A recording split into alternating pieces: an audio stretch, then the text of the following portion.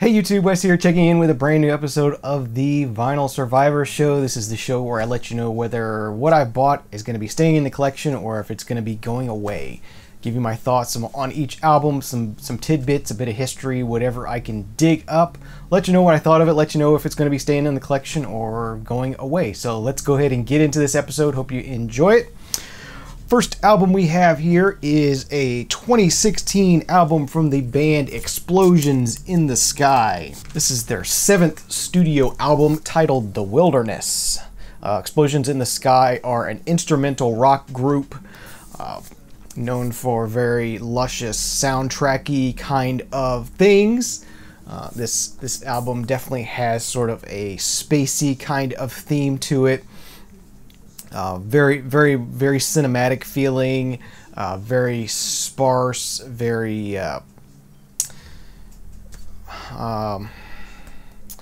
ambient electronic mixed with some indie rock kind of stuff.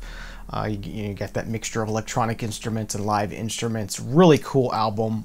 Really dug this a lot. This was sort of my introduction into Explosions in the Sky. I'd heard of them before, hadn't really given them much of my thoughts in the past, hadn't given them much of my time in the past, but really got into this album a lot when it came out, and it's been sort of hanging out in the inbox for a while. Finally got around to giving it a solid deep listen and really enjoyed it. This is a really cool package of the album. This is the indie record store release of this album. Makes it extra special. First off, it comes in this slip cover here, and the album itself is kind of housed in these weird sort of folded up sort of thing here with art all over it. Show you the other side here. Really neat, and this sort of opens up. I think it's meant to be sort of opened up into a box.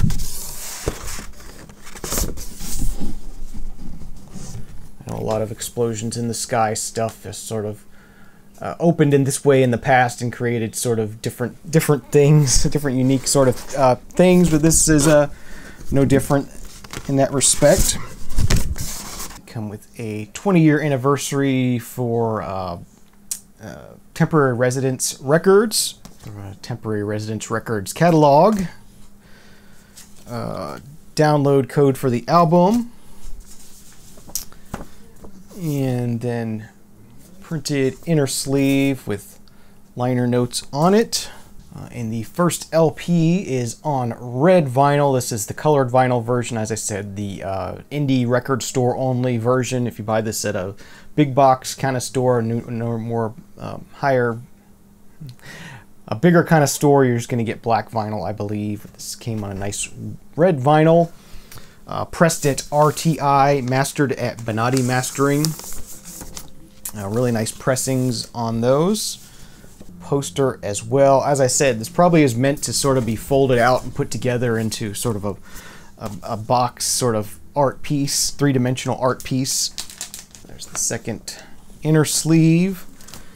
And then the second LP is one side white vinyl, and then the third side has an etching, kind of matches the album art with that very sort of line drawing kind of thing to it.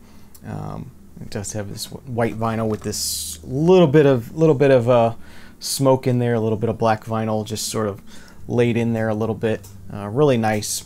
Again, pressed at RTI, really nice sounding record. It's good because, as I said, this album is very ambient sounding, very spacey. It can be very quiet at times, so that's nice. So yeah, that's Explosions in the Sky with the album The Wilderness. I love it. It's staying in my collection, obviously, and that's the first album. Okay, the next album I have to share with you today is the third studio album from the electronic trio, I guess you could call them, electronic vocal trio of Casket Girls. Ryan Graveface and Elsa and Phaedra Green are on vocals. Casket Girls are kind of a very lush, sort of dreamy synth pop, very washy, very almost psychedelic sounding kind of stuff. Really cool modern pop sort of stuff. There's the gatefold with lyrics. As I said, this is their third album from 2016. It went a little bit darker, a little bit harsher than their previous albums. And I did order this directly from the label, so I got all kinds of cool little extras here. Got a little Gray Face Kids kind of, Gray Face Records, Garbage Pail Kids kind of take off there, which is pretty cool. Some sort of little Toxic Crusaders card. Some sort of animal card, just weird stuff that they threw in here. There's a download code. There is a poster for the album art, really nice poster there. Postcard, a puzzle piece, just one puzzle piece. One of these magic fortune-telling fish. And then I guess just one page of a short story titled The Night Machines. This is page 12 of 13. So I guess if you found enough other people with this, they could put those together and read the whole story. Kind of just some weird, funky stuff. Really cool. And the album itself is pressed on this cool sort of marbly gray vinyl. Really nice single LP. So yeah, that's the Casket Girls with The Night Machines.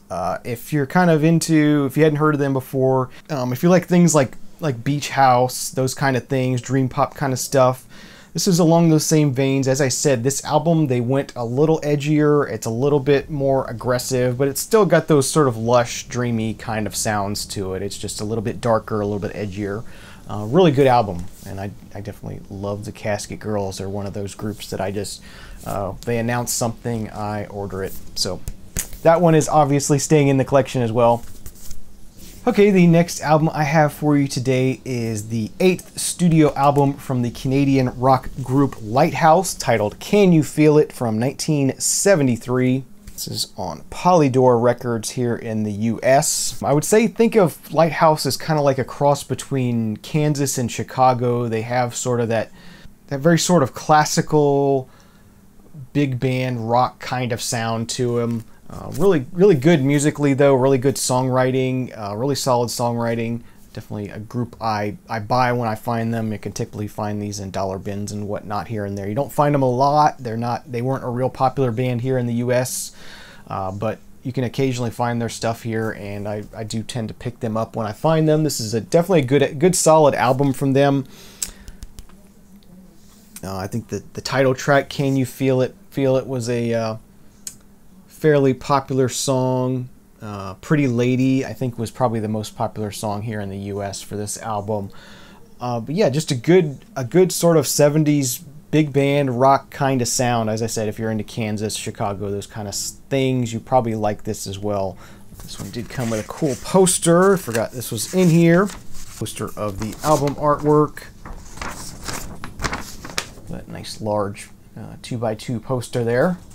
That's nice. The album on the red Polydor label. So that is Lighthouse with Can You Feel It from 1973. This one is staying in my collection as well. Alright, next thing I have for you today is one from the National Geographic collection. This is Songs of the Civil War, released in 1976.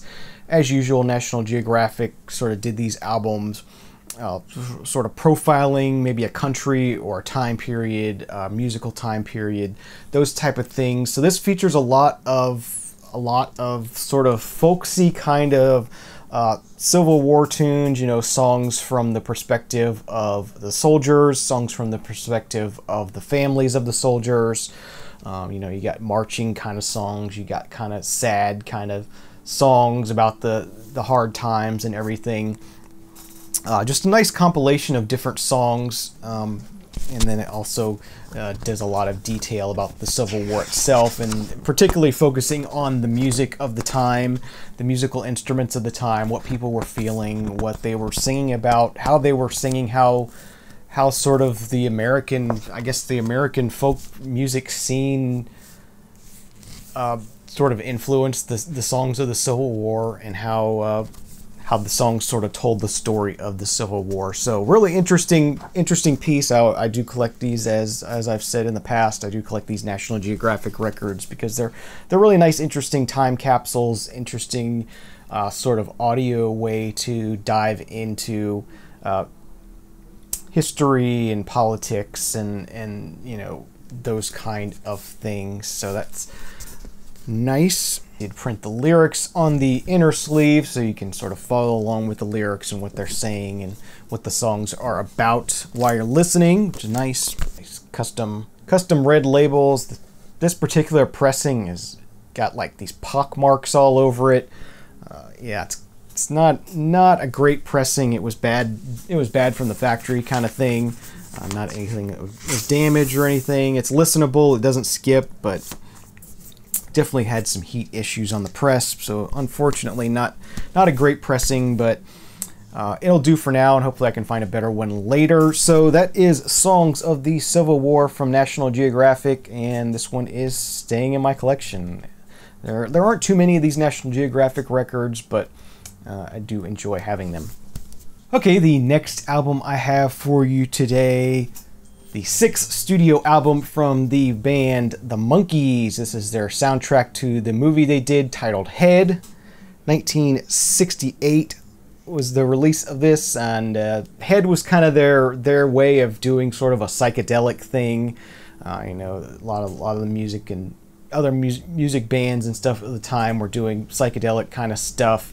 And this was kind of their take on the whole thing, a bit of a parody of it, but also serious in a way. It's pretty good musically, a pretty good album. This is just a gorgeous copy of this, still in shrink wrap, so the mirror finish is really protected. Just a beautiful copy.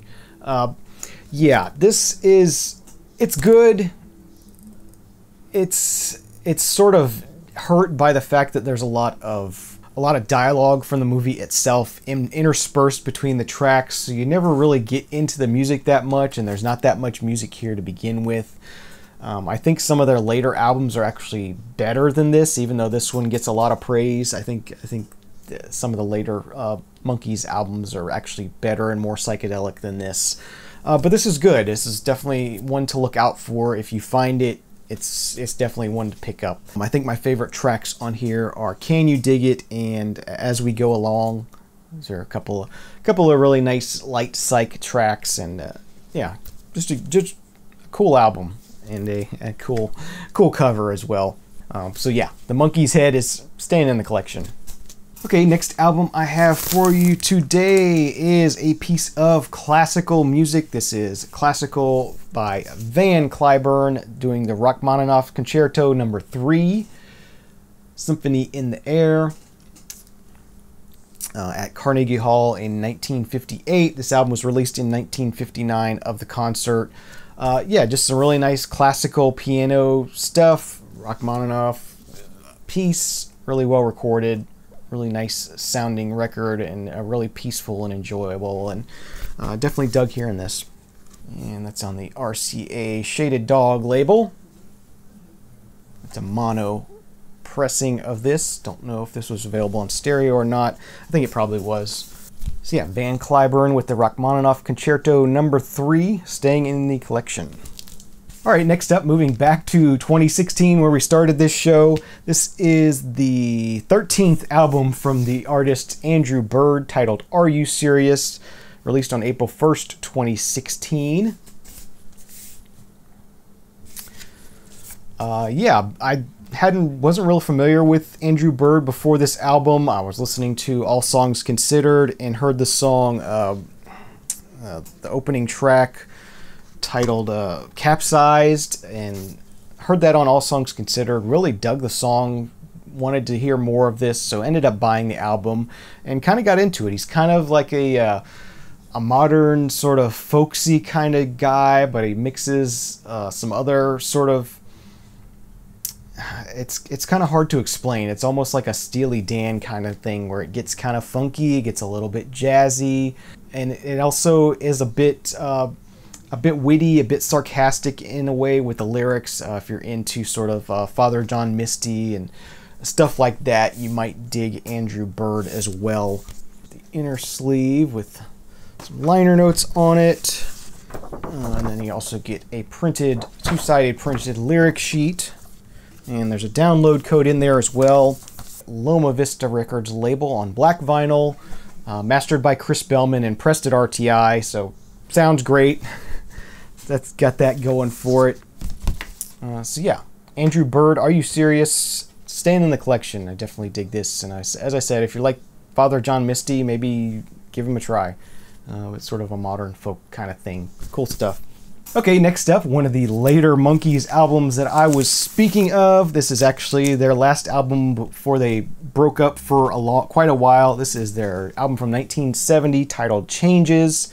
Michael Nesmith had left actually before this album was recorded, so he's already out of the band.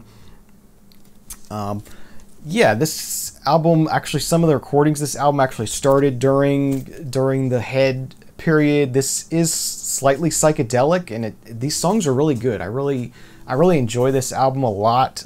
I thought this was probably between this and Present, or Present, however that one's pronounced. Those two are kind of my favorites, this one and the Present.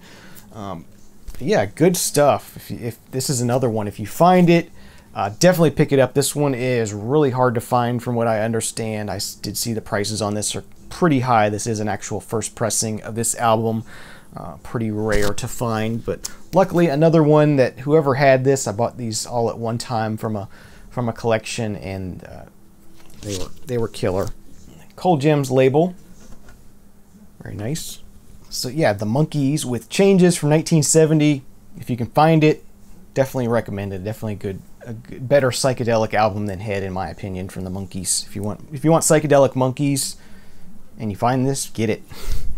Okay, next thing, we have something from the 80s. I don't think we've done anything from the 80s yet today, and I love the 80s. This is the fifth studio album from the new wave group Oingo Boingo, titled Dead Man's Party, released on October 28th, 1986. Of course, features the title track Dead Man's Party, as well as Weird Science, probably one of their most well-known songs. So pretty big album for them. Definitely a very approachable sort of new wave kind of sound, new wave kind of album. This album is great through and through. Just don't just get it just for those two tracks. It's a good solid album all the way through. Also, one of my favorites is Help Me. There's a track on here that's called Help Me that I really liked. It's not a hit, but good song. Definitely dug it quite a bit. And that's on the MCA label. This one happens to be mastered by Wally Troggett,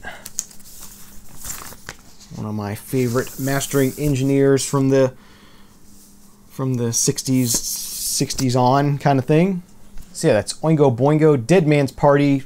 Definitely recommended, staying in the collection. Okay, and last but not least, I have for you the debut album from the New Jack Swing group Guy, self-titled album from them. June 13th, 1988 is the release date on this one. As I said, there's sort of one of the most well-known New Jack Swing kind of groups, that sort of 90s, late 80s, early 90s R&B sort of sound, lots of rhythm, lots of sort of harmonizing kind of stuff. Boyz II Men were probably the biggest well-known